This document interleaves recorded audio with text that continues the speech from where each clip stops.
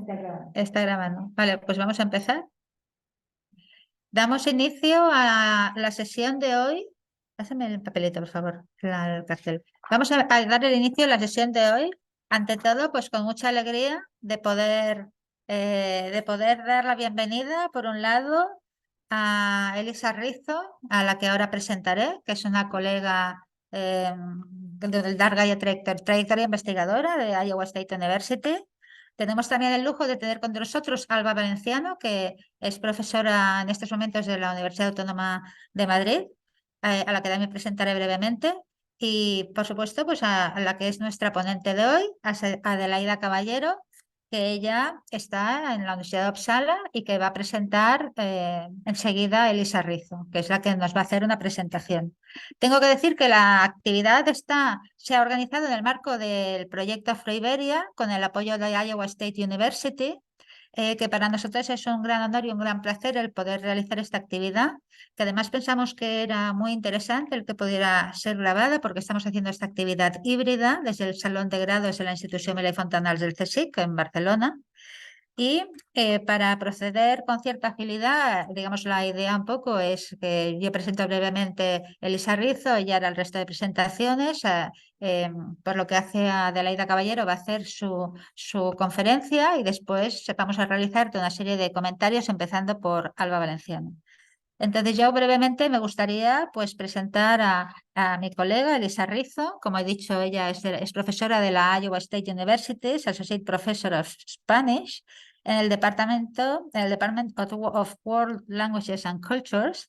Es una facultad afiliada al African and African American Studies Program, que es muy importante porque ya tiene esta vertiente tan interesante de los estudios africanísticos, pero también de los estudios latinoamericanos. O sea, realmente hay que cultivar estas investigaciones y estas personas que triangulan el mundo y el pensamiento y los movimientos sociales, y ese es el papel que hace Elisa Rizo desde el mundo del teatro y de la literatura. Ella, tengo que decir que es una gran especialista de Guinea Ecuatorial, de la literatura de Guinea Ecuatorial. Tiene diferentes antologías. A mí me gustaría destacar Caminos y Veredas Narrativas de Guinea Ecuatorial, que se publicó en la UNAM en México en 2011. Después tiene Letras Transversales, Obras Escogidas de Juan Tomás Ávila Laurel, que publicó en Verbum en Madrid en 2012. Y también tiene Crónicas de Lágrimas Anuladas, Poesía y Teatro de Recaredo Selevo Potouru, de Verbum en Madrid en 2014. Pero además ha coeditado diferentes volúmenes, también sobre el tema de Guinea Ecuatorial, en Revista Iberoamericana, con Lola Aponte, o digamos también otros trabajos sobre la diáspora, The African Diaspora of the Hispanophone and Lusophone Worlds, Atlantis Otherwise, en Lexington Books en 2016. O sea que en realidad tenemos aquí una experta. Yo creo que además es muy interesante porque la verdad es que no hemos querido perdernos ninguna de las tres, de estar con Adelaida Caballero esta tarde. Yo creo que pocas veces hay tres personas presentando un solo ponente, pero realmente también queríamos de esta manera dejar de manifiesto pues nuestro apoyo hacia ella, su trabajo y el respeto que nos merece lo que ha estado trabajando. Entonces yo ya me retiro. Te doy la palabra a Elisa, que va a hacer sus presentaciones y después hablará de Laida Caballero. Y gracias por la asistencia y espero que disfrutemos todos. Muy bien, entonces voy a presentar a nuestra ponente de hoy, Adelaida Caballero, que nació en México en 1986. Es investigadora, escritora y editora y acaba de recibir su PhD en Antropología Cultural de la Universidad de Uppsala en Suecia. Su trabajo más reciente analiza formas rutinarias de violencia en relación a discursos de identidad en contextos autoritarios. Su disertación de PhD, que es la que hoy vamos a estar destacando, se llama en español, sería algo como Portas de Cambio, mujeres mayores que son vendedoras ambulantes en Malabo, Guinea Ecuatorial, Es una exploración etnográfica que explora qué significa ser mujer y una persona afro-bantú en una dictadura tradicionalista. Adelaida también ha publicado poesía y es la coordinadora de la editorial independiente Habitación 323, una iniciativa sin fines de lucro que ofrece talleres literarios y entrenamiento editorial básico a jóvenes escritores de Guinea Ecuatorial que pues tienen que lidiar con la realidad de que no hay una editorial asequible en su país. Así que, Adelaida, estamos súper felices de tenerte y ahora vamos a... sí, y después de que Adelaida de su presentación, Yolanda va a presentar a Alba para que ella haga una respuesta hacia a la presentación de Adelaida. ¿Sí? Bien. Cuando estés lista. Muchas gracias a todos los que están por estar. Me da mucho gusto estar aquí. Yolanda, Elisa, gracias por invitarme y por la presentación. Gracias por el apoyo. Voy a compartir ahora mi pantalla porque he preparado unas diapositivas PowerPoint y lo que voy a hacer es básicamente un resumen de lo que es mi trabajo.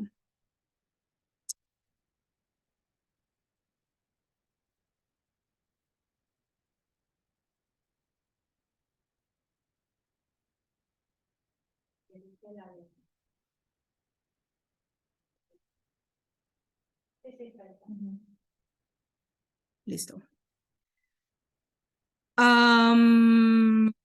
Como comentó Elisa, la traducción al castellano de este trabajo sería cortas de cambio, vendedoras ambulantes de la tercera edad en Malabo, Guinea Ecuatorial. Es mi trabajo doctoral. Defendí la tesis hace un poco menos de 3 semanas.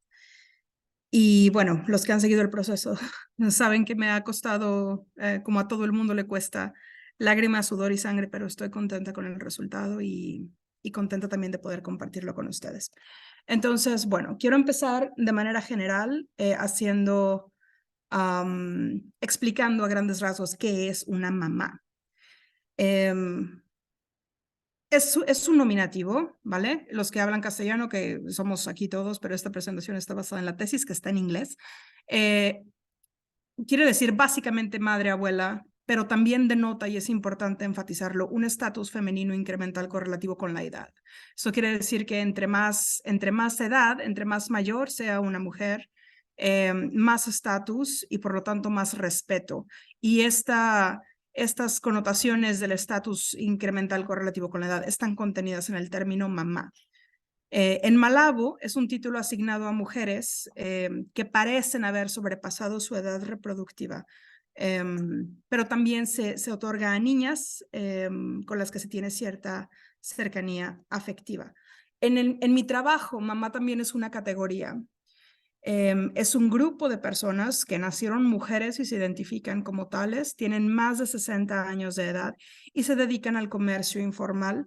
Venden productos, puede ser comida, por lo general es comida, en las calles, las aceras y afuera de sus casas. El grupo específico de mamás con las que yo trabajé no venden en los mercados y esto es importante resaltarlo porque las dinámicas sociales dentro de los mercados hacen que las vendedoras de los mercados tengan un tipo de socialidad diferente al que tienen las mujeres con las que yo trabajé, que se consideran empresarias en solitario, empresarias solas. Entonces, es importante hacer esa distinción. La gran mayoría de las mujeres con las que yo tuve oportunidad de trabajar o entrevistar en cierto momento, que fueron más de 80, son solteras o divorciadas. Muy pocas son viudas, a pesar de que todas son mayores de 60 años. porque en Guinea existe la particularidad de que las mujeres al hacerse mayores suelen dejar a sus maridos cansadas de la preferencia de estos por mujeres más jóvenes. Entonces, eso también es muy importante enfatizarlo. Las mujeres que se dedican al comercio informal suelen ser solteras o divorciadas, muy pocas son viudas. Y por lo tanto, también suelen ser el sostén de familia único en hogares multigeneracionales. Las mujeres que venden, que se dedican al comercio informal, no suelen tener, como se dice, un hombre en casa. Son cabeza de familia y dada la situación socioeconómica en Malabo, muchos de los jóvenes, hay mucho desempleo entre los jóvenes. Entonces, estas mujeres mantienen a familiares que no pueden mantenerse a sí mismos, como lo son hijos desempleados, madres solteras, hijas suyas, nietos. Recogen también niños huérfanos o niños que son hijos de parientes que han fallecido, etcétera. Y también suelen hacerse cargo de parientes enfermos o discapacitados. Ahora, como grupo, estas mujeres, a pesar de que se dice que la economía informal es como la economía primaria en muchos países del sur global, este grupo específico de mujeres se encuentran en una posición muy marginal con respecto a la Organización Económica Nacional porque la economía en Guinea Ecuatorial no está diversificada. Entonces, los dos mayores empleadores en el país son el sector petrolero y la administración pública, y estas mujeres no tienen acceso a tipos de capitales socioeconómicos que podrían darles una posición dentro de este tipo dentro de con esos empleadores. Como mucho, yo trabajé con una o dos mujeres que combinaban su negocio de dulces en la calle con su trabajo como mozas de limpieza, usualmente dentro de edificios de la administración pública. Sin embargo, a pesar de esta marginalidad, los networks de las mujeres con las que yo trabajé no carecen de influencia, y esto también es importante recalcarlo porque la marginalidad en este sentido es relativa. Ellas viven en una posición de marginalidad, pero los recursos a los que a veces tienen acceso o el tipo de información al que suelen tener acceso no es necesariamente algo a lo que la gente que está 100% marginalizada pudieran tener acceso a. Y esto se ve sobre todo, y lo voy a hablar más adelante, en cuanto a la información, los rumores, las historias que circulan y quién tiene acceso a qué tipos de información. Entonces, particularmente las mujeres con las que yo trabajé, una tenía un tío en el Senado, otra tenía una hija casada con un pariente del presidente, etcétera, etcétera, etcétera. Y las mujeres no dudan en movilizar este tipo de contactos, por ejemplo, cuando se ven afectadas por el municipio. Las 5 mamás que me adoptaron, entre comillas, como su hija, las 5 mujeres que me permitieron, me dieron el privilegio de poder seguirlas día y noche en sus negocios, en casa, en la calle, en la iglesia, en el mercado, en el hospital. Todas pertenecen a un grupo de los denominados jóvenes viejos. Se encuentran en un grupo de edad que es relativamente joven en relación con la edad avanzada. Todas tienen entre 62 y 68 años de edad. Son de diferentes grupos étnicos. Venden diferentes cosas y viven y trabajan en diferentes barrios. Ahora quiero hablar un poco sobre las premisas sobre las que está basado el estudio. El estudio, de manera general, lo más general, explora cómo es envejecer como una mamá, o sea, como una mujer económicamente independiente en el contexto patriarcal, tradicionalista y autoritario de la Guinea Ecuatorial contemporánea.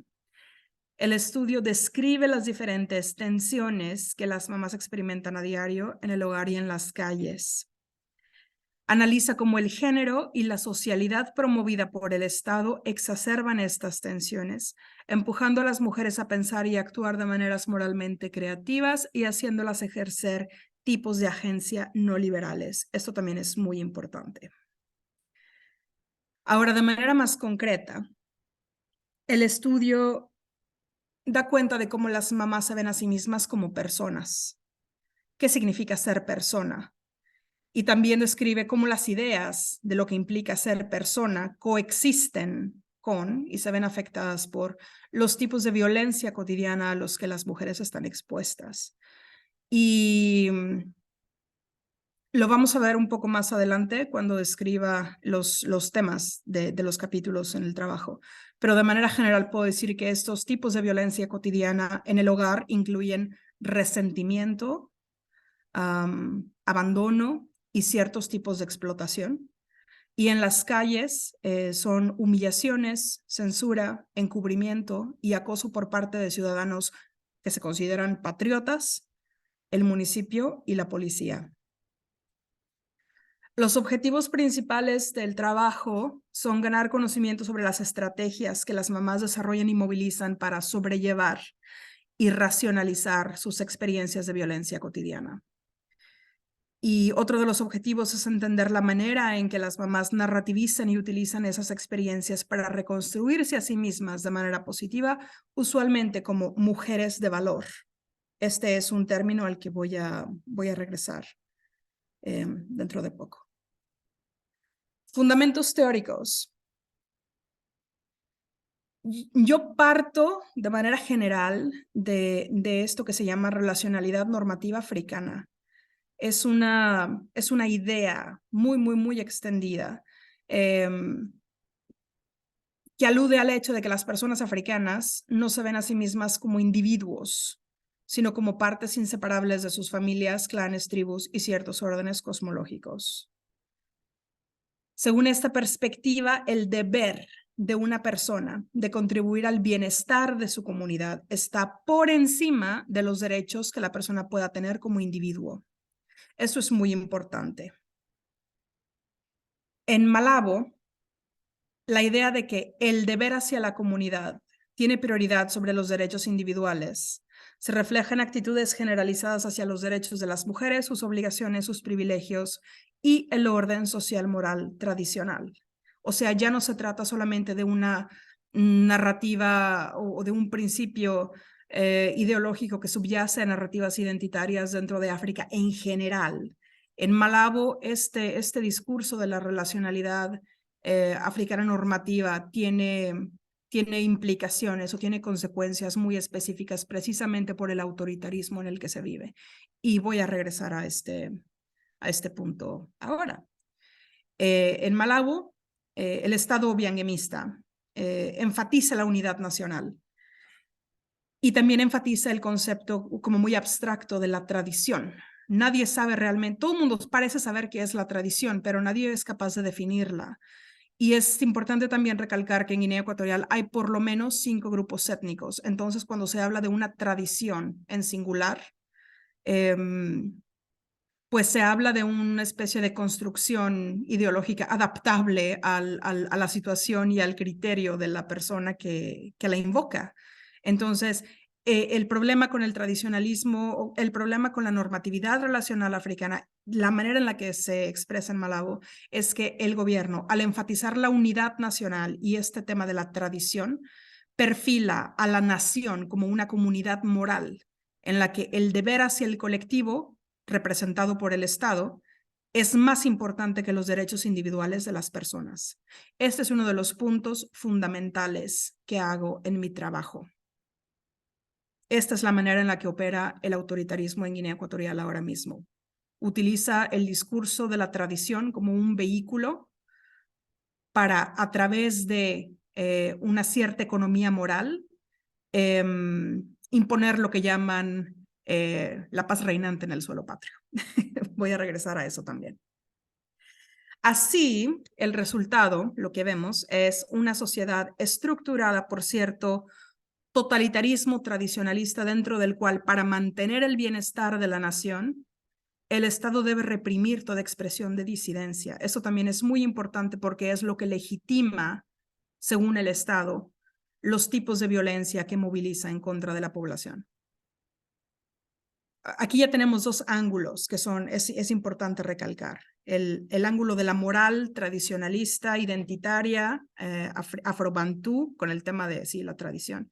Y ahora esto, que la nación se perfila como una comunidad moral en la que ser obediente y cumplir con la moral y los valores que promueve el Estado es más importante y está por encima de los derechos individuales de las personas. Y para proteger la nación, para proteger la integridad del pueblo guineo-ecuatoriano, entonces es necesario, entre comillas, reprimir toda expresión de disidencia o cualquier expresión de disidencia que por ende pone en peligro la integridad de la comunidad moral. Así, las personas que no pueden o no quieren acatar los valores de paz y desarrollo, por ejemplo, promovidos por el Estado, se ven despojadas de personalidad moral. Y tenemos este tipo de etiquetas, ¿no? Que todo el mundo que ha trabajado o ha vivido en Guinea conoce. Los enemigos del progreso, los traidores a la patria, los detractores de la paz, los rebeldes de la tradición y la vergüenza de la raza negra. Porque al exigir derechos, se cree que se comportan como blancos. Las mamás con las que yo trabajé están dentro de este grupo al que se considera de cierta manera traidoras a la patria. Son detractoras de la paz. Y hay varias razones para esto. Lo primero es que se las identifica con estereotipos de pobreza, ignorancia y retraso en la era bienhemista del desarrollo sin precedentes. La narrativa del Estado, esta ficción pública del desarrollo sin precedentes, es lo que hace que a estas mujeres se les vea como estos estereotipos y por lo tanto se considera que ellas no forman parte, no contribuyen a la estabilidad de la comunidad moral, según la presenta el Estado. Y los tipos de violencia a las que están expuestas por ser identificadas con estos estereotipos, tienen que ver también con la misión que tiene el Estado y que tienen las autoridades de encubrirlas. Hay que ocultarlas, hay que hacer que no estén en avenidas muy concurridas, que no estén en lugares visibles donde las puedan ver los extranjeros, porque eso atrae críticas y el Estado, por otras razones que enumero en el estudio, es extremadamente sensible a las críticas. Esto responde a una vulnerabilidad histórica debido a la centralización del poder, entre otras cosas. Entonces, otra de las razones por qué a las mujeres estas se las considera detractoras de la paz, de cierto modo, es porque se les considera cabezudas, no colaboran, no obedecen, no acatan las órdenes del municipio y aunque vengan y las quiten, las mujeres reclaman su posición en la esfera pública, en avenidas concurridas, en lugares visibles, porque también es donde tienen más clientela, normal. Y dentro de esta retórica del desarrollo sin precedentes, también se las considera una especie de suciedad que mancha la imagen de la ciudad. Y es la imagen de la ciudad desarrollista, la Malabo del desarrollo sin precedentes. Este término, manchan la imagen de la ciudad, es la retórica utilizada por las autoridades municipales en Malabo. Ahora, la premisa, partiendo de la relacionalidad normativa africana y la manera en la que se expresa dentro del contexto guineano, la premisa de la que parto es que el Estado bienguemista y la comunidad de patriotas, o sea, los que son obedientes al Estado y participan activamente en los valores que el Estado promueve, como la paz y el desarrollo, etcétera, niegan personalidad moral a las comerciantes porque representan pobreza y retraso y además son rebeldes. Lo hagan de manera consciente o no lo hagan de manera consciente, por ejemplo, al reclamar espacios muy públicos, muy visibles, las mujeres están rechazando, se están negando a participar en este pacto nacional de invisibilidad y silencio del que depende en gran medida la ficción pública de la paz y el desarrollo, o bienguemista. La pregunta, ¿de qué manera experimentan y reclaman las mamás su sentido de personalidad moral, dada su situación de vida intersectada por la ancianidad, el género y formas rutinarias de represión por parte del Estado? Esas formas rutinarias de represión, como ya dije, son humillaciones, acoso, el encubrimiento cuando tratan de desalojarlas de sus puestos, etcétera. Los métodos. Yo soy antropóloga y tengo también un poco de background en psicología social. Y en mi experiencia también, bueno, aprovechando mi posicionalidad como mujer latinoamericana, haciendo trabajo de campo en Guinea Ecuatorial. En mi experiencia, uno de los métodos que más me funcionaron fue el llamado hanging out, que se traduce literalmente como pasando el rato. Y es básicamente una mezcla de observación participante con entrevistas informales, profundas, desestructuradas y semiestructuradas. Este trabajo, toda la información sobre la que está basado este trabajo, la recopilé durante 14 meses de trabajo de campo ininterrumpido en Malabo, en las calles, o sea, siguiendo a las mamás en su rutina cotidiana, sus negocios, el mercado, hospitales, etcétera, pero también en casa y también dentro de ciertas dependencias gubernamentales. El resultado del trabajo de campo en sí fueron un poco más de 130 horas de entrevistas en audio, además de pues notas, protocolos de observaciones, diarios, correspondencia de tinte histórico, prensa impresa digital, televisión y también redes sociales. El tema de la televisión y las redes sociales lo utilicé más que nada para entender la retórica del Estado en cuanto a estas comerciantes. Otro de los métodos que utilicé fue lo que yo llamo charla creativa. Y este es un método con el que he estado experimentando desde mi master's en 2015. Y no es nada del otro mundo realmente, pero en Guinea es muy importante porque son conversaciones muy largas en las que activamente trato de hacer que en el caso de las mamás, que reflexionen, que piensen en grande, que intenten resolver, si ellas fueran políticos, por ejemplo, de qué manera pueden resolver problemas sociales críticos a partir de situaciones específicas que ellas mismas han vivido.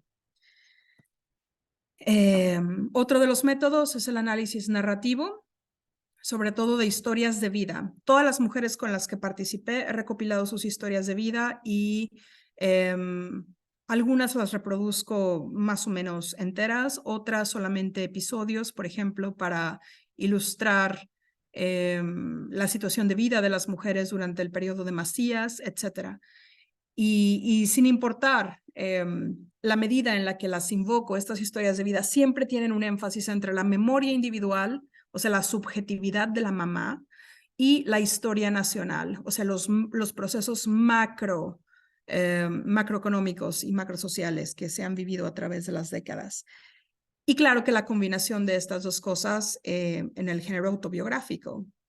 Y esto es algo que exploro específicamente en el capítulo 2, que es el trasfondo histórico.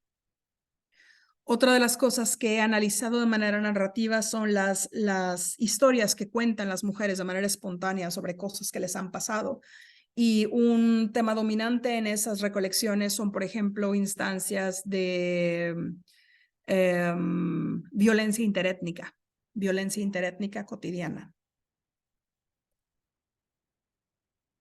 El producto, de manera general, todas las historias, todas las cosas que he recopilado durante todas estas 130 horas, etcétera, todas estas cosas ponen de manifiesto los intereses, opiniones, actitudes, preocupaciones, frustraciones, deseos, esperanzas y otras cosas de las mujeres con las que trabajé.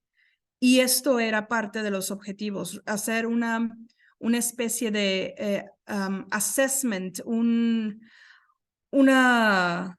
rendering, una descripción general del mundo vital de las mujeres trabajadoras de la tercera edad en la Guinea Ecuatorial contemporánea. Ahora, en estas narrativas hay ciertos temas recurrentes. Estos son los más importantes. La dependencia en la vejez en relación con las relaciones intergeneracionales conflictuadas o ambivalentes.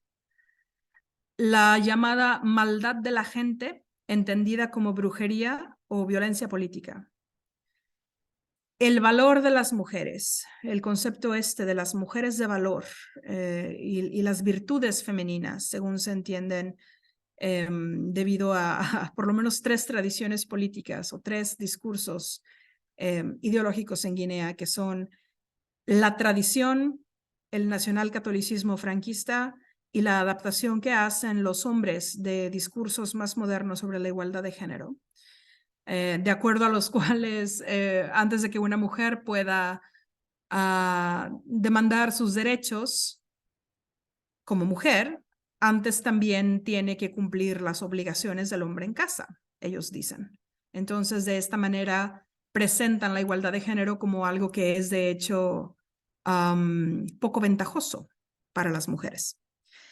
Otro de los grandes temas fue el de las mentiras que según las mamás el gobierno disemina a través de medios de comunicación nacionales y las estrategias que la población en general y las mamás en particular desarrollan para poder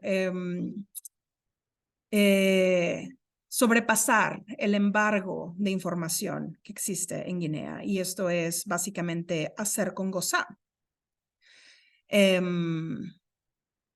Practicar el chismorreo, hacer chismes, esparcir rumores, contar historias y todas estas historias que circulan dentro de la institución del Congo suelen ser bastante subversivas y tienen tonos de mucha crítica política, que es también una de las conclusiones que trato sobre el tema. Y otro de los temas, quizás un tema que realmente concentra muchas de las vicisitudes que se presentan a lo largo de todo el estudio, es el tema del amor y el sexo en la edad avanzada, porque mezcla, fusiona temas de género, temas de etnicidad, temas del cuerpo y también roles de género en relación con la división de la labor en casa y también con el discurso tradicionalista que dice que las mujeres básicamente son máquinas de parir, seres débiles mental y moralmente y que se ven constantemente necesitadas de las sabias orientaciones, tanto del presidente como de sus maridos. Esos son los temas recurrentes en estas entrevistas, en estas 130 horas de entrevistas. Y como mi objetivo principal era crear una visión general del mundo vital de estas mujeres, decidí, después de hacer el análisis explorativo temático, decidí convertir cada uno de estos temas en un capítulo del trabajo. El tema de la dependencia en la vejez es el capítulo 3, titulado Yo también soy persona, que da cuenta de las relaciones de dependencia, ¿vale? La manera en la ¿qué significa la dependencia para las mamás? ¿Es ser ellas dependientes de otros o manejar la dependencia que otros tienen para con ellas? Y también el capítulo hace una exploración general del estado del policy, las políticas, por ejemplo, del apoyo a los ancianos en Guinea, que realmente no hay nada, y las infraestructuras. Y analiza a partir del discurso y la ideología, de qué manera el tema del discurso identitario de la africanidad, según lo moviliza el Estado, en su celebración de los ancianos, porque somos africanos y nosotros cuidamos a nuestros ancianos, realmente genera más vulnerabilidad y más violencia, porque la verdad es que las familias muy pocas veces tienen recursos suficientes como para hacerse cargo de sus ancianos, y el tema de que la familia se hace cargo de ellos permite al gobierno deslindarse de la responsabilidad de crear infraestructuras de apoyo y bienestar para los mayores. Entonces, a final de cuentas, este discurso supuestamente emancipador, tradicionalista, lo que hace es que sume a los mayores en más relaciones de dependencia, porque también dentro del discurso tradicionalista, bueno, a los mayores se les identifica con la brujería y hay muchísimo prejuicio en torno a la edad por esta razón. Es muy fácil deslindarse de un anciano, un abuelo que tiene Alzheimer's porque un primo ha caído enfermo y claro que el abuelo le ha comido. Entonces, así. El tema de la maldad de la gente dio pie al capítulo Apretada en su mano, y esto hace referencia a unas palabras, las palabras de una mamá Esperanza, vendedora de fruta a Sebayansalam, Fang, donde ella explica las violencias del municipio y en términos de, es el diablo sí que ya tiene a Guinea Ecuatorial en la mano. Y esas son las palabras que dan el título a este capítulo. Exploro los significados que el término maldad tiene para las mamás según su experiencia cotidiana, en varios registros, tanto en la brujería como en la violencia política y su fusión en estos discursos que mezclan el poder del Estado y su capacidad de ejercer violencia con los discursos sobre el ocultismo y el canibalismo ritual, por ejemplo. Y una de las conclusiones más grandes de este capítulo es que la maldad se mueve en varios registros. La maldad de la gente, según se expresa en el dominio de las relaciones familiares, suele transmitirse de manera intergeneracional, como una especie de herencia. Se pasa de padres a hijos, y se pasa de padres a hijos a manera de efectos y afectos socioeconómicos y psicoemocionales. Yo tenía una mamá que me decía que su tío era brujo, su tío había hecho mucha brujería, y ella organizó el linchamiento de su tío y vivió con mucho remordimiento muchos años después, y ella sentía que al matar a su tío, toda la maldad de su tío había sido desencadenada sobre sus propios hijos, los hijos de ella, y que esa maldad era la que había hecho, por ejemplo, que sus hijos nunca pudieran terminar la escuela. Entonces, ese tipo de desigualdades, de afectos y efectos socioeconómicos y psicoemocionales son los que se pasan de generación en generación vía la reproducción social. Y ese tipo de desigualdades que se perpetúan de manera familiar, una de las cosas a las que las mamás se refieren como la maldad. Ahora, la maldad también se expresa dentro de las comunidades étnicas de manera muy específica, y ahí la cabida viene en relación con la brujería, las diferentes tradiciones de brujería. Ahora, como sabemos, o si no sabemos, les cuento, que el poder en Guinea Ecuatorial está etnificado en pro de una pequeña élite Fang. Las narrativas dominantes sobre la maldad en tanto que violencia suelen estar relacionadas con la brujería y más específicamente con el Ekong, con el Kong, como lo llaman en Guinea. Y esto se traduce en un tropo de los lazos de sangre, que es un sistema de reclutamiento según el cual, ¿no? Esto es Congo-Sa. El Estado recluta nuevas personas, ¿no? El Estado es una especie de aparato clientelista que se mantiene en pie a través de la asimilación constante de nuevos adeptos, y la prueba de entrada es el sacrificio ritual de un pariente para mostrar lealtad y obediencia, y también inscrito en el contexto ritual a manera de iniciación dentro del círculo de los brujos, según. Todo esto lo trato en este capítulo de la maldad de la gente. El siguiente capítulo, que es el que trata el valor de las mujeres, se titula Más preciosas que los rubíes, y el título es una alusión a un verso de Proverbios 31, 10, 31, que se llama La buena esposa o la mujer virtuosa. Un texto muy popular que tanto el gobierno como la Iglesia Católica en Guinea Ecuatorial insta activamente a todas las mujeres a leer cada día de la mujer, para que sean mujeres virtuosas.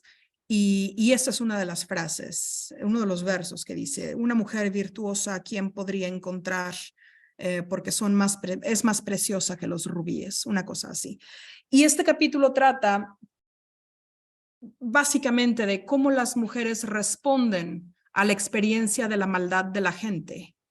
Si la maldad de la gente las destruye como personas, porque también, bueno, se habla mucho de los tipos de violencia rutinaria y dentro de las familias y dentro de las comunidades étnicas.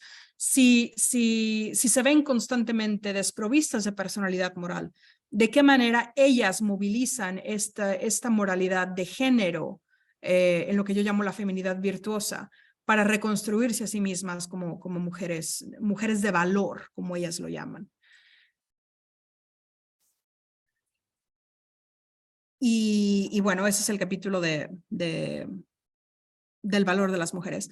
Como ya comenté, el capítulo que abarca las mentiras del gobierno es la información, que es el Congosá, los rumores, y también cómo los rumores en Guinea funcionan de cierta manera, que es una forma de participación política. Es una de las pocas maneras de hacer política de base en la Guinea Ecuatorial contemporánea. Y finalmente también, como ya comenté, el capítulo sobre el amor y el sexo, tu cuerpo te lo pide, que es como una mamá lo expresó.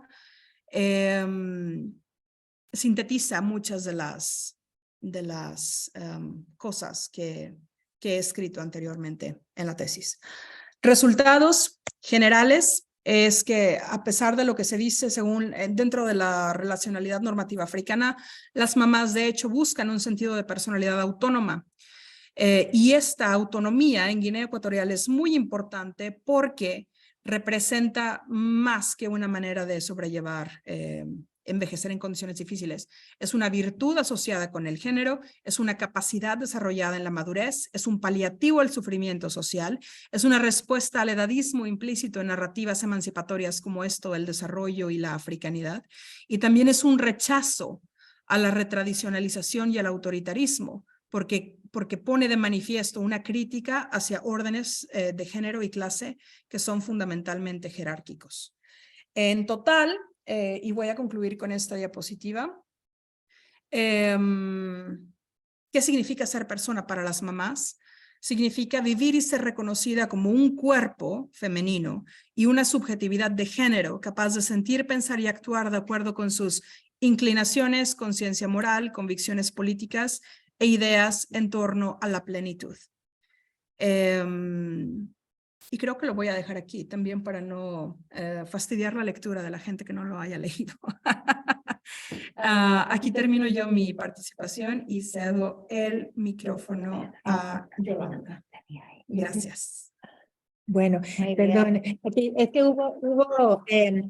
te hemos apurado un poco porque queremos que haya debate, ¿sí? Ok. Así que vamos a darle la palabra a Yolanda. Brevemente, sí. Bueno, muchísimas gracias, ha sido interesantísimo y yo creo que también es verdad que así quedan muchas cuestiones abiertas, ¿no? Que llaman a que queramos leer temas, ¿no? Y conocer mejor tu trabajo. O sea que eso también es la virtud de la brevedad. Yo simplemente quería agradecerle, por supuesto, el esfuerzo por venir desde Uppsala University.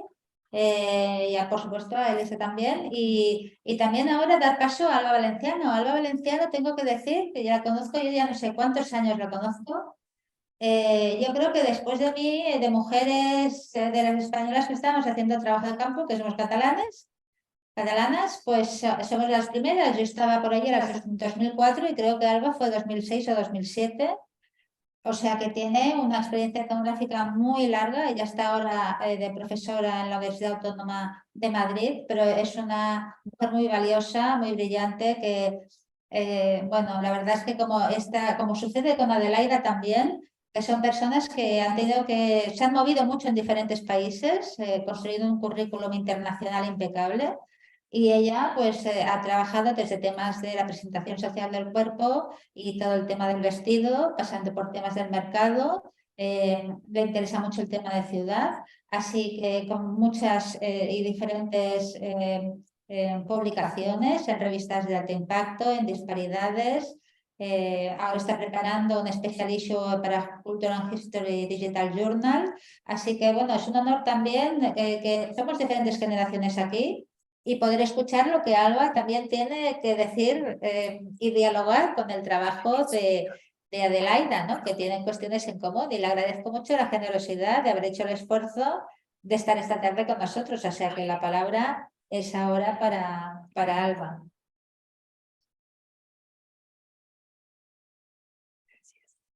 ¿Me oís? ¿Se oye bien? ¿Hola? ¿No? ¿No? Espera. Ok. ¿Ahora me oís? No lo oímos. Alba, espera. No te oímos, Alba. Espera. Espera.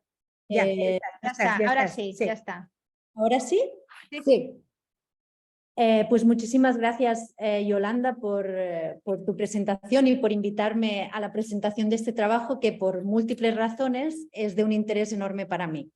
Siento mucho no poder estar físicamente, pero no quería perderme la oportunidad de hacer un par de comentarios o de preguntas a Adelaida. He disfrutado enormemente de la lectura del libro. El texto es de una frescura etnográfica envidiable y transporta a cualquiera que lo lea a los rincones de las calles de Malabo, donde las mamás protagonistas del libro tienen sus pequeños puestos comerciales. Leyendo el libro he tenido muchas sensaciones de déjà vu, puesto que en múltiples ocasiones me he sentado con mamá Angie, que a pesar de la anonimización de Adelaida, pues puedo inferir quién es, ¿no? Me he sentado con mamá Angie a comer costillas, he comido macara de algunas de las mamás que aparecen en la etnografía, seguramente. Conversaciones sobre el abatón o el tobosí o el congosá, la dignidad o la maldad de la gente son recurrentes también entre las mujeres con las que yo he trabajado. La verdad que esta sensación de déjà vu no es habitual cuando leo literatura académica sobre Guinea, salvo algunas excepciones, justamente de la pluma de algunas investigadoras mujeres. Gran parte de la literatura académica que se produce hoy sobre Guinea es literatura histórica, muy hagiográfica y poco teórica. Si bien existen trabajos muy interesantes sobre cuestiones fundamentales como las élites africanas en Guinea, como el de Yolanda, la evolución de las ideas y de las estructuras políticas, como los trabajos de Enrique Okembe, las migraciones, el trabajo en la economía colonial, como el trabajo de Enrique Martino, y el funcionamiento de la economía del petróleo, como la magnífica etnografía de Hannah Appel, son todavía escasos los trabajos que se basan en una experiencia de trabajo de campo de larga duración. Recientemente han aparecido tesis doctorales como las de Maica de Castro, de la Universidad de Valencia, o Pablo Infante, que creo que estaba en Oxford, que desde los estudios culturales y desde la etnomusicología, respectivamente, han producido trabajos que han sido fruto de estancias largas de investigación. El trabajo de Adelaida se inscribe en esta incipiente literatura basada en trabajo de campo cualitativo y minucioso, que como digo es incipiente, pero que empieza a florecer. Yo creo que la tesis de Adelaida es importante en tres frentes fundamentales. En primer lugar, es relevante por su lugar de enunciación, ¿no? Mexicana en Uppsala, obviamente desborda todas las geografías académicas establecidas en las últimas décadas sobre guineístas, ¿no? Desde fuera de Guinea, ¿no? En segundo lugar, por su profundidad etnográfica y su rigurosidad teórica, que hemos podido ver ahora en la presentación que nos ha hecho.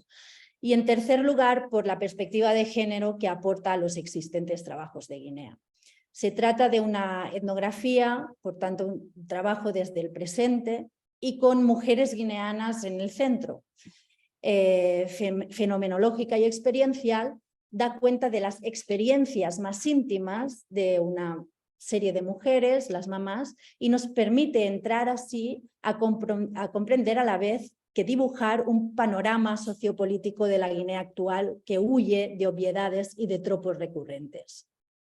Un panorama que por un lado, en el que por un lado encontramos unos legados, unas ruinas sobre las que las mamás construyen su día a día, que tienen que ver con el colonialismo español de la isla, con los procesos de retradicionalización del proyecto de Estado postcolonial y de las propias biografías y de planes de futuro truncados por estas mismas mamás, ¿no? Y por otro lado está la agencia de estas mujeres que ocupan esos espacios ruinosos con una dignidad luchada en múltiples frentes.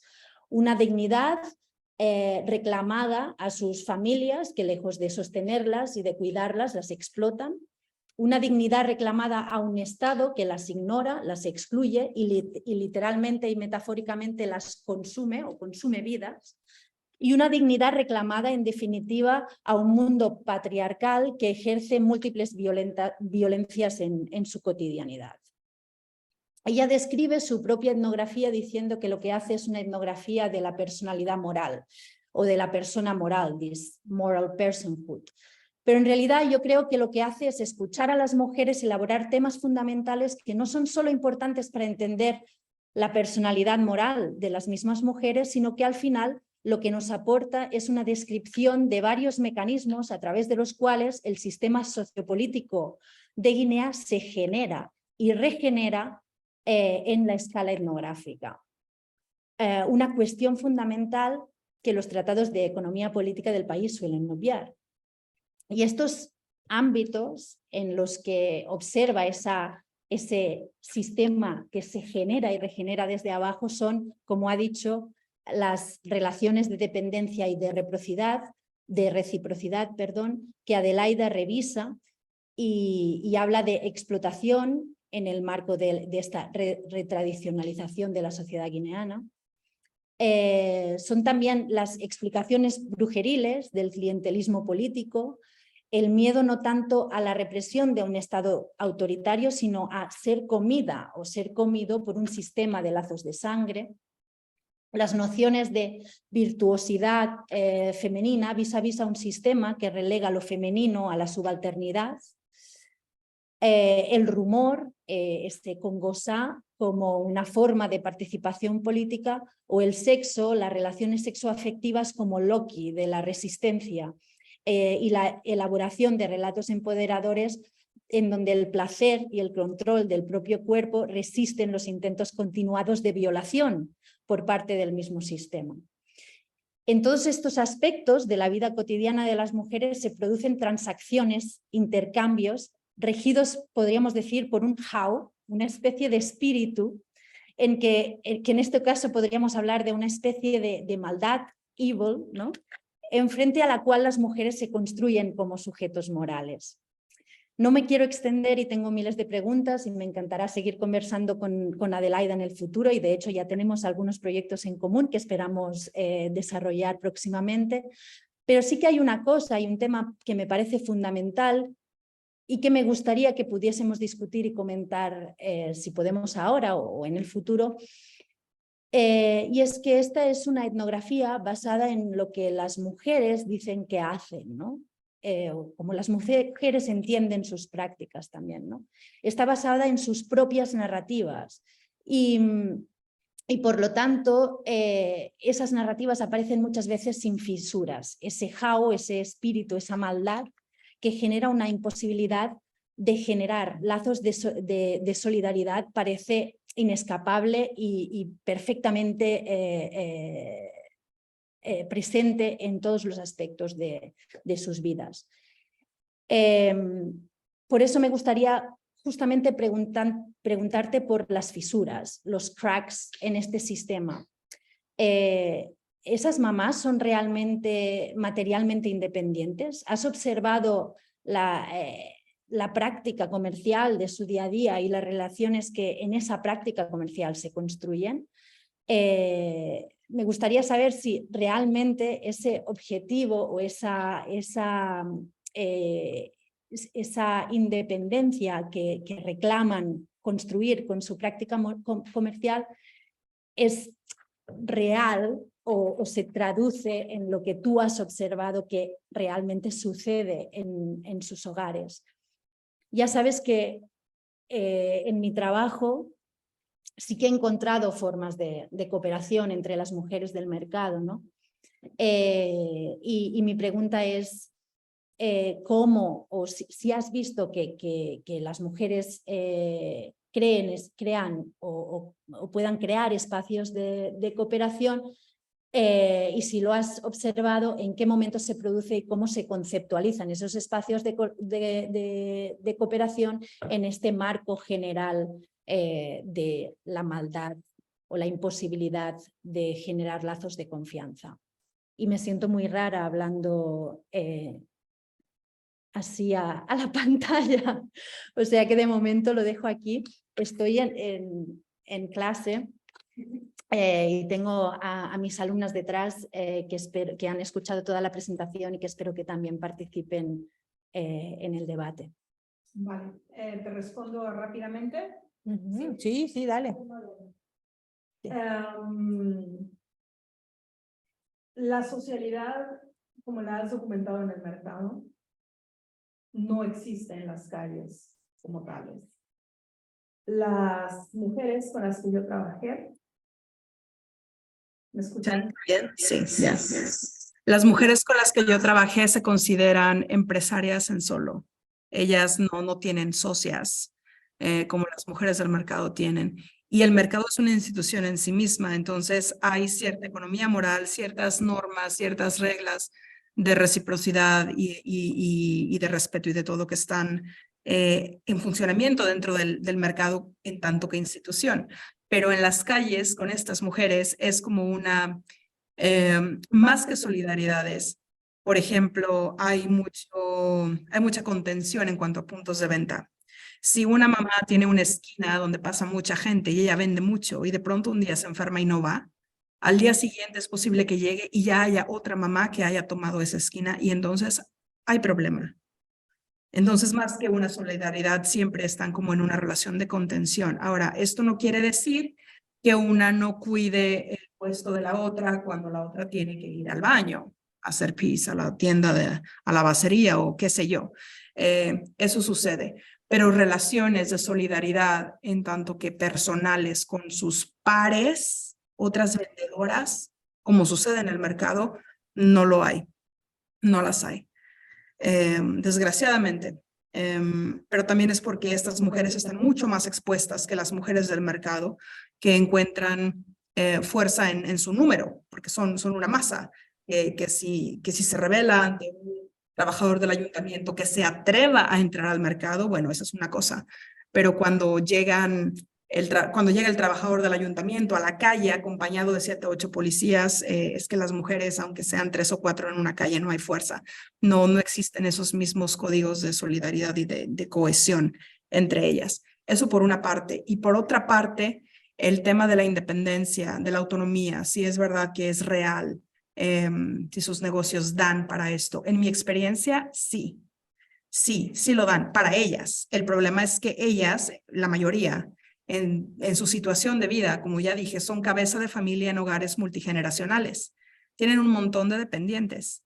Sus hijos desempleados, sus hijas madres solteras, sus nietos, niños huérfanos que recojan, parientes enfermos o con discapacidad. Entonces, aunque ellas generen suficiente dinero para hacerse cargo de sí mismas, porque ese es otro de los puntos que elaboro, estas mujeres no quieren dejar de trabajar porque tienen miedo que en el momento en el que dejen de ser económicamente independientes, se van a convertir en una carga para los hijos, que más que una carga para los hijos, se van a convertir en objetos de violencia, porque depender económicamente de tu hijo, que es económicamente impotente, pone cargas y presiones y responsabilidades en esta masculinidad que ya está frustrada.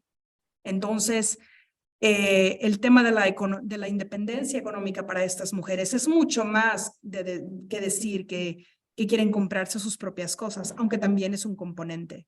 En realidad, ellas buscan la independencia económica y la generan porque es su mecanismo para evitar tipos de violencia asociadas a la dependencia.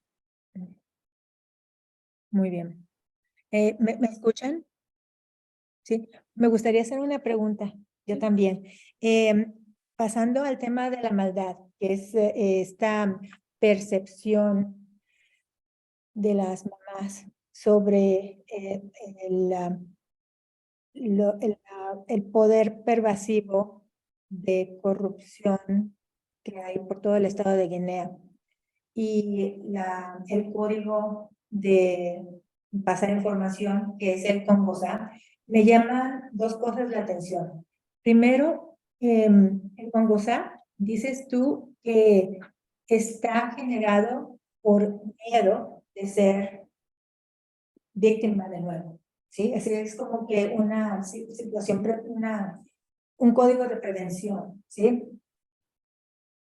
Pero, y esta es la pregunta principal, es que ellas viven fuera de la maldad o se han insertado en esta lógica para sobrevivir, porque los valores que ellas tienen son afines a los de, sin tanta maldad, quizás una intensidad mucho más baja, pero no estoy diciendo que son malas, sino que ellas, para sentirse mujeres de valor, adoptan estos valores totalmente capitalistas de verse coqueta a la occidental, ¿sí?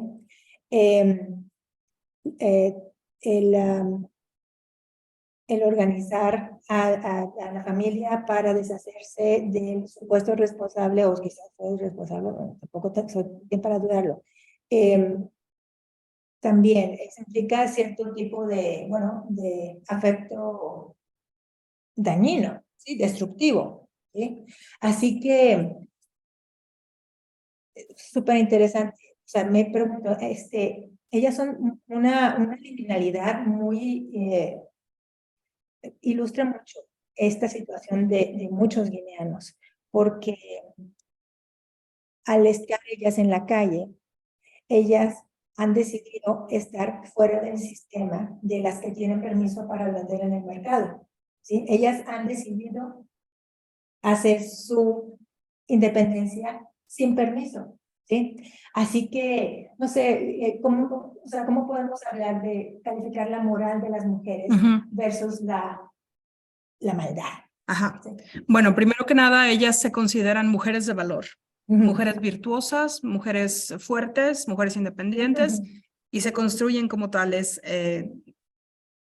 basadas en este discurso que tiene mucho de la feminidad de la sección femenina y el nacionalcatolicismo franquista, porque la gran mayoría fueron de hecho educadas por monjas durante los últimos años de la época colonial. Entonces, ellas se ven como mujeres de valor, y lo que entienden como mujeres de valor es ser una mujer virtuosa, es ser una mujer discreta en sus comportamientos sexuales, es ser una mujer benevolente, caritativa, ayudar, y lo hacen. Y eso también viene a colación del comentario que hizo Alba. Ellas lo hacen, pero no lo hacen con sus pares, lo hacen con otras personas que ellas consideran están más necesitadas que ellas mismas. Entonces, dentro de un sistema social, moral, tradicionalista, autoritario, patriarcal, todo esto y tal, ellas son rebeldes, por un lado, pero por otro lado también es verdad que han internalizado este discurso de la feminidad virtuosa y tratan lo mejor que pueden de llevarlo a la práctica. La ambigüedad entre la maldad de la gente y la feminidad moral normativa esta de la feminidad virtuosa, la ambigüedad ahí, creo que el ejemplo más claro es el caso de mamá Teófila. Es esta mamá que le encanta ir a la iglesia y que fue la que organizó el linchamiento y la muerte de su tío hace casi 15 años. Entonces, esta mujer representa el epítome de esta ambivalencia. Ahora ya no, pero antes sí. Y esto también tiene que ver con el envejecimiento, porque al hacerse mayores, cambia su perspectiva sobre sí mismas. Cuando esta mujer organiza el linchamiento de su tío, es porque ha muerto su hija favorita, ya han muerto otros miembros de la familia, ella, su pareja la ha dejado, ella le atribuye todas estas tragedias a la maldad de su tío. Y cansada y de luto y todo, decide acabar con la maldad en la familia, linchan al tío, lo matan, y después ella, y nunca me lo ha contado de manera explícita, pero yo lo reconstruyo en esta narrativa de ella sentía que la maldad del tío había caído sobre su familia, con los hijos que no podían terminar la escuela, pero también porque su casa estaba embrujada. Ella oía pasos, chancletas en el techo y carcajadas, y ella sentía que la maldad estaba rodeándola. Entonces, ¿qué hizo? Ella decidió ir a la iglesia, hacer un borrón y cuenta nueva, y desde entonces como que se convirtió o decidió convertir su proyecto de vida en esto de la feminidad virtuosa. Ir a la iglesia y sobre todo ayudar al prójimo. Pero claro que con ayudar al prójimo, y estoy hablando de una mujer que es una bubi étnica nacionalista, con ayudar al prójimo, no va a ayudar al prójimo fan. va a ayudar al prójimo bubi, o va a ayudar al prójimo, al niño huérfano, a la hermana en Cristo, al compañero del yangué. No va a ayudar al prójimo fan, mucho menos va a ayudar a uno de los gordos. Entonces, mientras que la moral de la maldad de la gente está teñida por este discurso tradicionalista del Estado y las creencias en la brujería y el sabotaje entre pares y la supervivencia, ¿no? El que si no te mato, me matas. Estas mujeres se mueven en una especie de sistema moral de la... está basado en la ética de la virtud. Ellas son mujeres virtuosas de manera contextual, en situaciones y relaciones específicas, y lo que determina cuando son virtuosas o no lo son son los juicios éticos, son los juicios morales que ellas mismas hacen todo el tiempo. Y el epítome de estos juicios morales es el caso de mamá Roberta, cuyo hermano queda paralizado después de un accidente y el hermano mayor quiere obligarla a que ella se haga cargo de él de manera permanente, porque así es el rol de las mujeres, cuidar a sus parientes enfermos, y ella dice que no, porque no puede, porque cuidar a su hermano enfermo equivale a dejar de trabajar y ella tiene que proveer por su hijo, que también está mal de sus facultades y depende completamente de ella. Entonces, mamá Roberta ejemplifica muy bien cómo el desarrollo de una conciencia moral con convicciones políticas a lo largo de la vida se expresa en el presente de la persona adulta, de la persona mayor, ¿no? La persona anciana.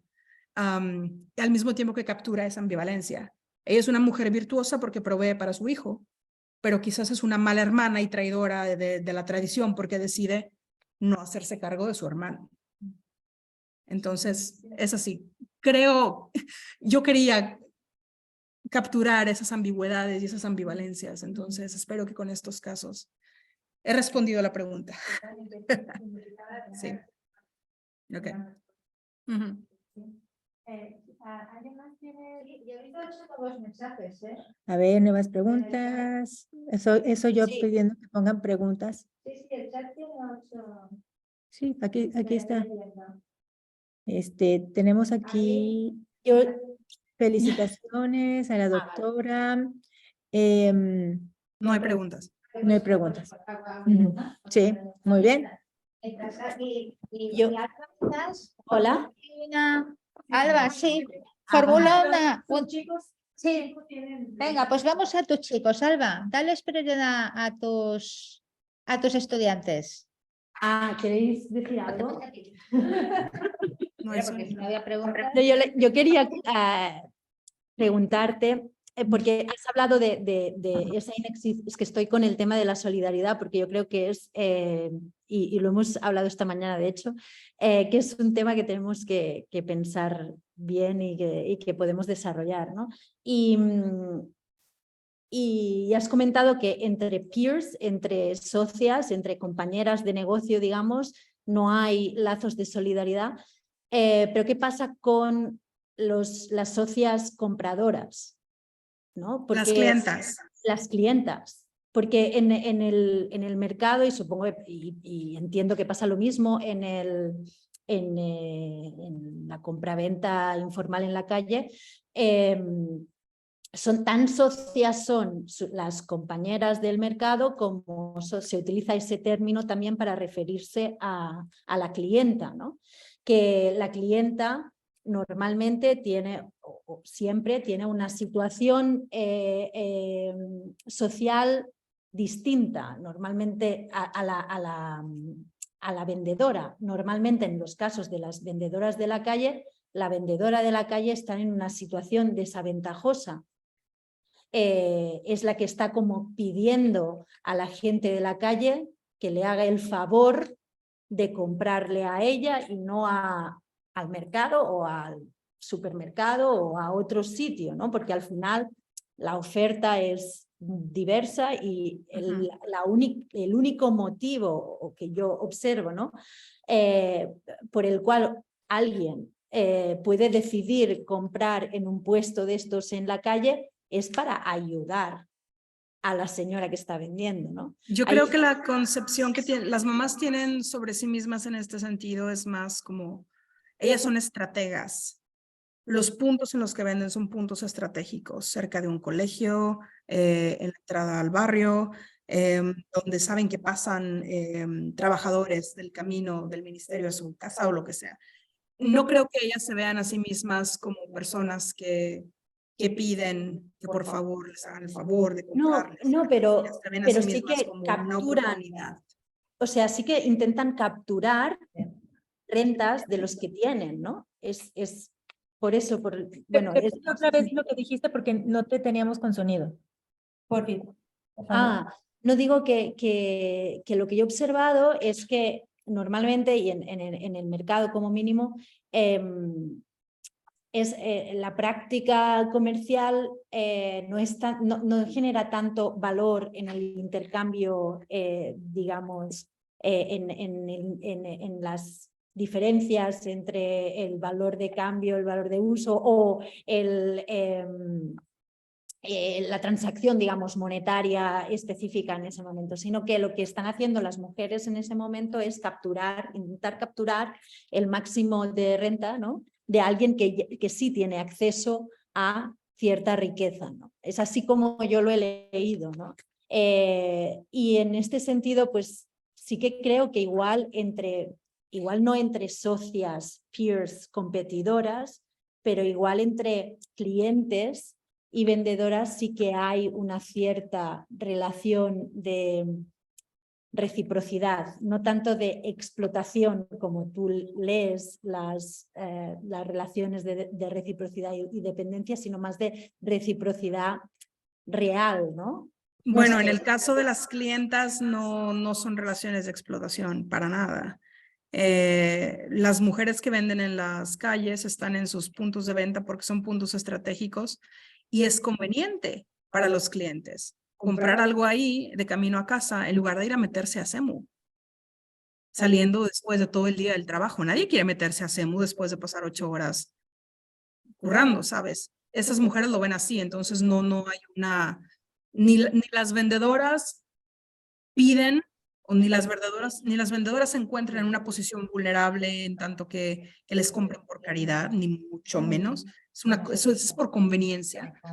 Ni los clientes consideran que les están haciendo un favor, aunque hay una cosa de género ahí. Hay hombres, clientes, que sí son bastante majaderos y tengo documentados casos donde tratan de regatear. El regateo, y los hombres suelen ser más agresivos, pero las mujeres no toleran esas cosas. Entonces, cualquier relación de reciprocidad que pueda haber entre clientes y así, no. Y es que también la gente que compra no siempre es la misma. Son muy transientes, entonces, no, es muy distinto al mercado. Pues tenemos una pregunta del público cibernético también, de Carmen Ávila. Dice, mi pregunta va más enfocada a la posición de las mujeres en el hogar. Si su capacidad económica les permite tener poder en la toma de decisiones o todavía tienen que recurrir a los hombres, por ejemplo, sus hijos varones mayores, para distribuir los recursos. Si ellas, como principales proveedoras, toman todas las decisiones en el hogar. Depende. Gracias por la pregunta, Carmen. Depende. Una mamá fan que tiene hijos mayores, si quiere mantener la paz reinante en el hogar, va a acatar las decisiones del hijo mayor. Una mamá crío en la misma situación, ella no va a acatar nada de nadie. Y es una diferencia étnica cultural muy marcada entre las mujeres con las que yo trabajé. Hay puntos intermedios, claro, pero lo que regula estos puntos intermedios son circunstancias muy personales. Es la relación de años que puede haber, si hay problemas, si hay tensiones entre madres e hijos. si el hijo tiene problemas de algún tipo, como este chico que tiene problemas, parece que es esquizofrénico, pero no tiene un diagnóstico. Y su mamá es quien lo cuida, entonces ella es como la guardiana, aunque cuando él tiene sus ataques, ella también tiene que ceder aunque no esté de acuerdo. Son circunstancias muy particulares dependiendo de cada familia, pero en el caso de las mamás fan que tienen hijos varones mayores y que no quieren echarse la bronca de romper la paz en el hogar, porque también muchos chicos son... He llegado a ver instancias de violencia de hijos a sus madres, lo cual es impensable para muchos, pero lo he visto, desgraciadamente. Sucede así. Muy bien. Araceli, ¿querías preguntar algo? Déjame ver. Araceli. No. Pues Araceli, me cuelo yo muy breve también.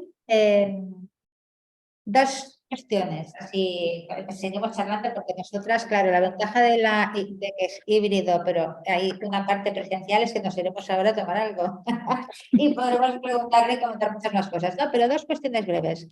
Una referencia literaria a partir de la película de Los 10.000 elefantes, en la que está basada en la novela de Juan Tomás Ávila Laurel, en la que él explica cómo un anciano hombre, da igual mujer, que no puede servirse por sí mismo, ya no tiene quien le cuide y es una carga para la familia.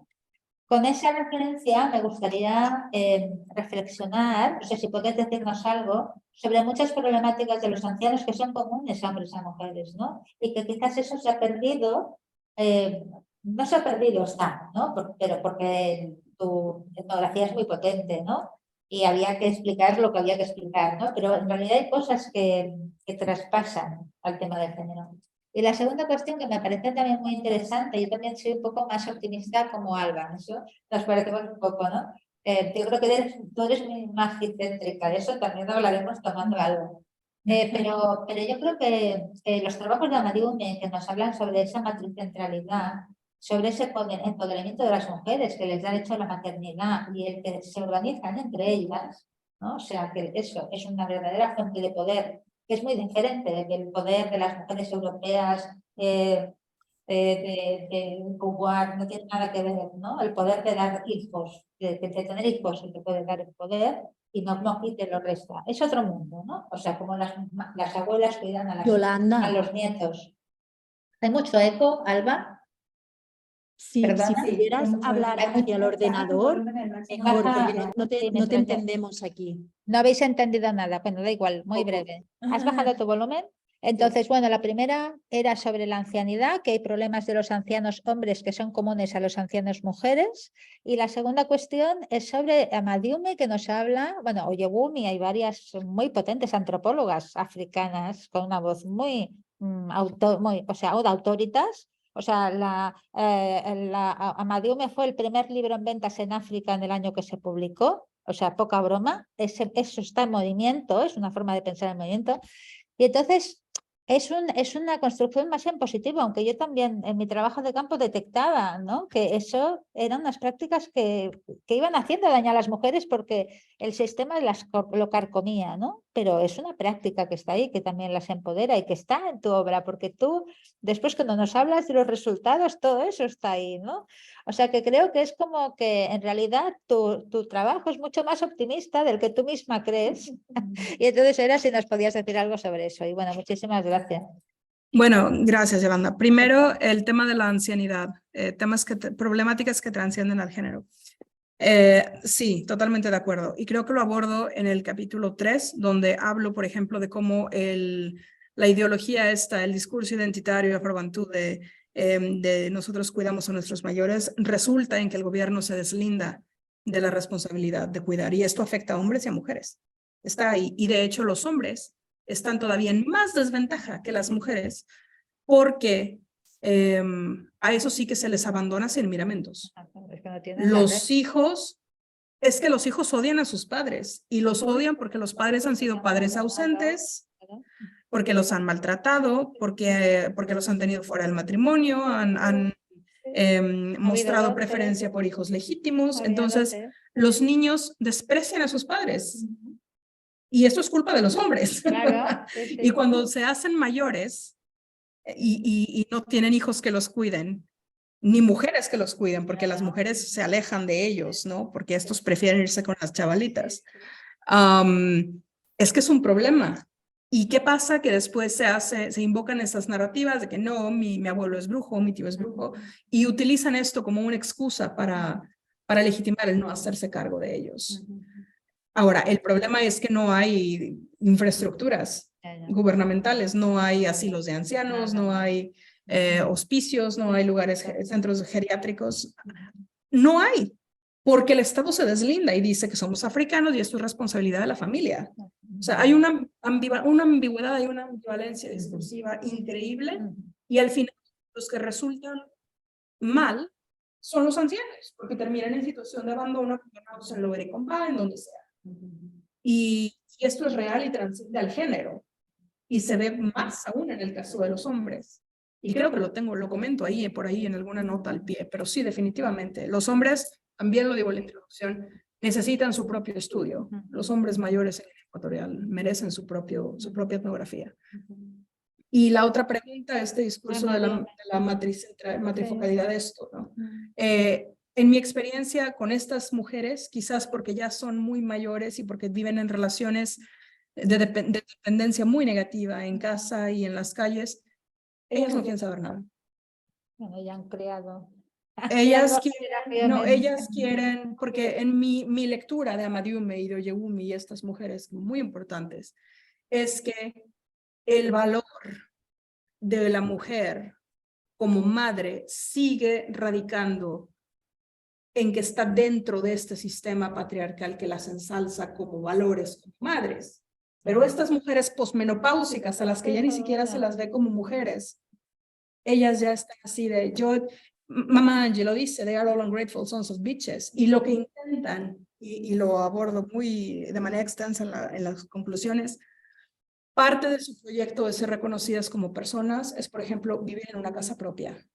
Ellas no quieren vivir con la familia, porque la familia trae ruido y mete ruido y trae calor.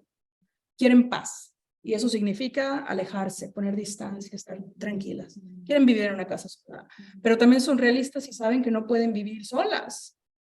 Entonces, ¿qué hacen? Quieren un cuidador, pero ese cuidador no puede ser un miembro de la familia, porque ya no creen en la reciprocidad normativa de este tipo de discurso de que por ser madres, ellas han criado y ahora les corresponde a los hijos porque es una economía moral de reciprocidad y tal. Bueno, no entiendo esto, pero seguiremos. Ajá, entonces sí, pero Sí. en conclusión, Sí. este grupo específico de mujeres, ellas no ven ya ningún valor en la maternidad, o no disfrutan de los frutos de la maternidad en ese sentido, como se elaboran esos trabajos. Sí. Yo también tengo una pregunta. ¿Me oyen si hablo así en voz alta? Sí. ¿Sí? Ok. La pregunta es sobre... Ya se me olvidó la pregunta. ¿Qué queda? Hay una pregunta en el chat. Qué bueno, muy bien. Vamos. Se me fue. A ver, la pregunta en el chat. Esta pregunta se sale un poco del tema de las mujeres, pero si pudieras profundizar en relación de la brujería en la vida diaria de las personas, en la cultura y la utilización de la misma por parte de los grupos de poder oficiales o no, para la gente que no conocemos bien del tema. Bueno, quedan 5 minutos. Que Que leas el capítulo de la maldad de la gente. No, y tu tesina. Y mi tesina, Claro. sí, la de la maestría. En 5 minutos, a ver, de manera muy breve, el tema de la brujería. Es un tema muy extendido, se vive como una realidad cotidiana porque lo ves, por ejemplo, en formas de pequeñas cicatrices y marcas en los cuerpos de la gente, pero también en los mercados o en ciertos lugares lo ves en forma de amuletos o polvos o cosas, ¿no? Que se hacen para dar suerte o quitarle la suerte a alguien más, etc. Es una realidad muy cotidiana y está muy mediada tanto por la materialidad como por el cuerpo. y es visible. Entonces esto, al tener estos significantes, es una realidad compartida. Ahora, en esta región de África, los discursos sobre el poder están íntimamente ligados con los discursos sobre las prácticas ocultas. Todo lo que es poder, todo lo que es riqueza se obtiene a través de pactos con poderes ocultos, la brujería. Entonces, en ese sentido también está muy ligado a los órdenes tradicionales, tanto de parentesco, porque la brujería siempre empieza dentro de la familia, con un abuelo, con un ancestro que fue a Camerún, no sé dónde, a buscar brujería y ahora le ha pasado la brujería al nieto, etcétera, etcétera. Se reproduce, como ya dije, a través de la familia. Esa es una realidad viva. Está mezclada con el Estado, se manifiesta también en los tipos de violencia que ejerce el Estado y en las relaciones clientelistas dentro del Estado, porque como ya dije, se narrativiza el clientelismo en términos de lazos de sangre y pactos que uno debe hacer con brujos para demostrar su lealtad hacia los jefes, demostrar que uno ama más al jefe, al empleador, al que le da al patrón, ¿no? Al que te da el cargo, uno siente más lealtad hacia el jefe que hacia su propia familia. Entonces, el sacrificio de miembros de la familia dentro de ese tipo de narrativas de los lazos de sangre son formas de mediar y de comunicar las relaciones coercitivas de poder y las deudas mortales que se establecen entre diferentes clases. Muy bien. Pues si quieres bajarle a tu volumen para yo aprender esto. Ah, pues, ok. Bueno, ¿cerramos? Cerramos, ¿Sí? sí, sí. Pues yo quisiera cerrar con una nota de algo muy positivo que yo vi en la disertación, que fue que hace años Gayatri Spivak hizo esta famosísima pregunta: ¿puede hablar el que está descastado, el que es el subalterno, el marginalizado? Y claro, han habido muchas respuestas, pero en este caso estamos centrándonos en las vidas de estas señoras que de otra forma no hubiéramos sabido sus historias, y saber que ellas no son entes huecos, sino, o sea, es que esta visión que tienen, la crítica política que hacen, eso nos dice que la agencia política está allí totalmente, ¿sí? Así que si existe allí, quiere decir que existe en todas partes, nada más que tenemos que identificarla. Así que, pues, ya quiero seguir leyendo tus otros libros, Adem, sí, pues a ver cuáles, a ver te los inventas. Y bueno, y muchas gracias a Yolanda siempre por su generosidad y por ser tan buena guía de otras investigadoras también, Alba y todas las presentes. Así Muchísimas que, y gracias. Ade, por supuesto. Sí, Aplausos. sí. Muchas gracias. Gracias por Gracias a haber todos por venido estar. y bueno, seguiremos con nuestros seminarios y esperamos pues que hayan podido disfrutar y conocer el trabajo de Adelaida. Muchas gracias y que vaya muy bien. Ok, Y muchas deja de gracias. grabar. Adiós.